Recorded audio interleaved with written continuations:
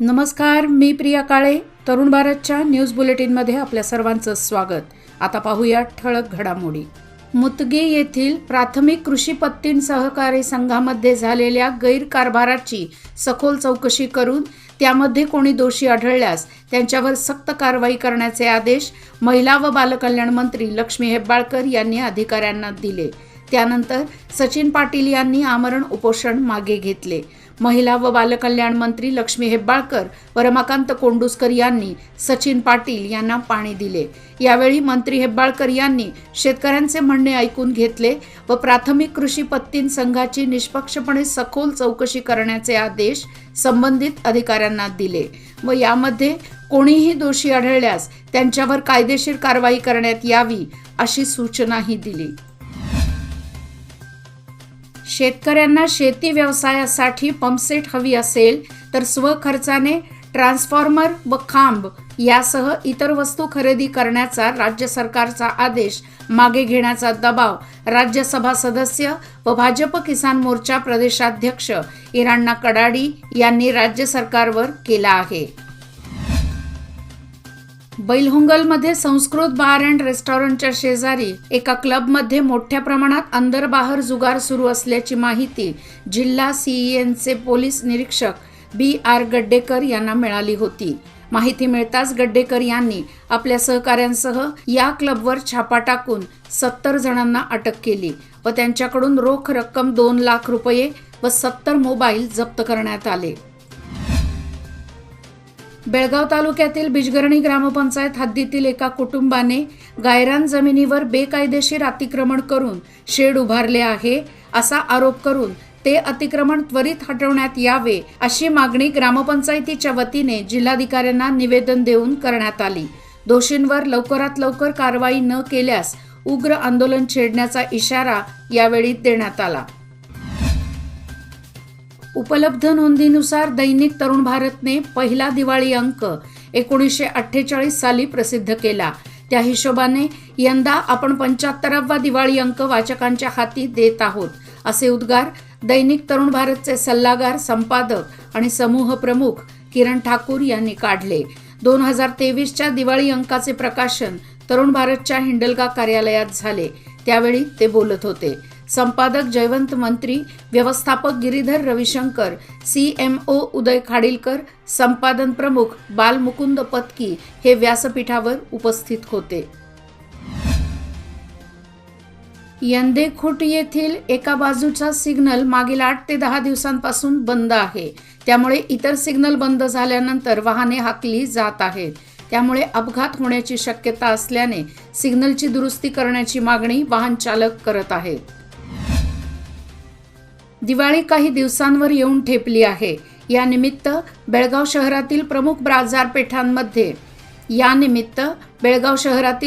बाजारपेठांमध्ये इलेक्ट्रॉनिक वस्तू, सोने चांदीचे दागिने, कपडे, मिठाई, आकाशकंदील, विद्युत माळा, पणत्या, रांगोळ्या इत्यादी वस्तू खरेदी करण्यासाठी स्थानिक व परगावचे नागरिक मोठी गर्दी करत असल्याचे दिसून येत आहे.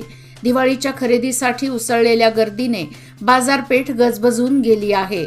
बाजारपेठेत यंदा मोठी आर्थिक उलाढाल होण्याची चिन्हे दिसून येत आहेत. 24 ते 27 डिसेंबर दरम्यान सौंदत्ती श्री रेणुका यल्लमा देवीची यात्रा होणार आहे. या यात्रेला कर्नाटकसह महाराष्ट्रातील रेणुका भक्त मोठ्या संख्येने यात्रेत सहभागी होणार आहेत. दरम्यान प्रत्येक वर्षी डोंगरावर जाण्यापूर्वी भाविक जोगनभावी कुंडावर पवित्र स्नानासाठी जात असतात. मात्र या महत्त्वाच्या जागेची दुर्दशा आणि अस्वच्छता झालेली पाहायला मिळते. त्यामुळे यावर्षीच्या यात्रेत जोगनभावी कुंडाची स्वच्छता केली जावी याची जबाबदारी कोल्हापुरातील मानाच्या 4 जागांवर सोपवण्यात आली आहे. यात्रेदरम्यान जोगनभावी कुंडाची स्वच्छता झाली नसल्यास जोगनभावी कुंडाकडे कोल्हापुरातील भाविकांच्या एकही बस थांबणार नाहीत असा इशारा कोल्हापूर जिल्हा रेणुका भक्त संघटनेचे अध्यक्ष युवराज मोळे यांनी दिला आहे. शहराच्या सौंदर्यात भर घालणाऱ्या आणि सर्वत्र हिरवळीने बहरलेल्या कॅम्प परिसरातील युनियन जिमखाना ते आर्गन तलावापर्यंत जाणाऱ्या रस्त्यावर नागरिकांनी आपल्या घरातील कचरा आणून टाकला आहे. त्यामुळे या रस्त्यावरून येता जाता नागरिकांना दुर्गंधीचा सामना करावा लागत आहे. सध्या कर्नाटकात नव्याने झिका व्हायरसचा धोका निर्माण झाल्याने या कचऱ्यामुळे तो आणखीन बळावेल याची शक्यता नाकारता येत नाही. तरी संबंधित खात्याने व पालिकेने या गंभीर समस्येकडे लक्ष देऊन हा प्रश्न सोडवावा, तसेच कचरा टाकणाऱ्यांना प्रतिबंध करावे अशी मागणी नागरिकांच्यातून होत आहे. राज्य सरकारकडून राबवल्या जाणाऱ्या योजनांचा लाभ मिळवण्यासाठी बँक अथवा पोस्ट विभागामध्ये खाते असणे सक्तीचे करण्यात आले आहे.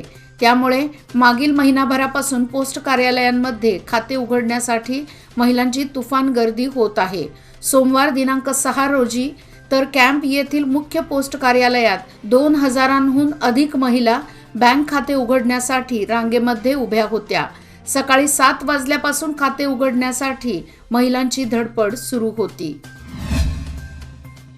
घरगुती वीज ग्राहकांना दिलासा देण्यासाठी राज्य सरकारने गृहज्योती योजना लागू केली.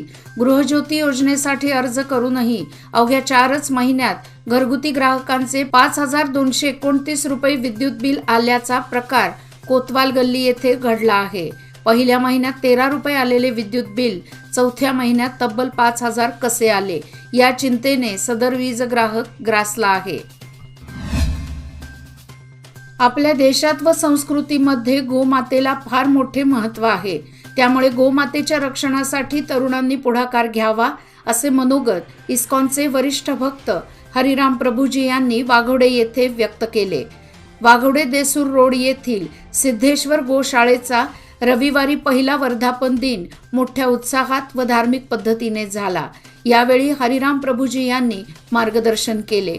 तसेच गोमातेचे पूजन कसे करावे या संदर्भात त्यांनी सविस्तर माहिती दिली. कर्नाटकातील 2 ठिकाणी झिका व्हायरस प्रसार झाल्याचा प्रकार आढळून आल्याने राज्य सरकारकडून खबरदारी घेण्यात येत आहे.